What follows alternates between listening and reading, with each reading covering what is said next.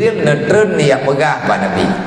Hai Muhammad, uro kiamat tinggal rame urang iman, kena rame urang iman gekubah li Allah lang neraka wailun. Terkejut ke Rasulullah. Nah teman urang tamang neraka kanya iman. Urang iman tamang neraka. Tamang pagan nama ilun Muhammad kalau yang pernah haba long ternyo long ya putro amanah yang di putro oleh Allah gayu ya pegah bagadai kata tak pegah ba umat kata tapi wasiat katanya kibanjara kejadian na urang iman tamon roka gaknya iman tapi urang kiamat atau roka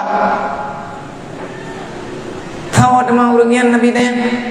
Nah jawab oleh Jibril, fawailul lilladzina amanu billah walam yuqda biqada'illah. Yang masuk neraka nanti wailun, celakalah bagi mereka yang beriman. Nauzubillah, wailunnya salah sabuk nama daripada nama neraka.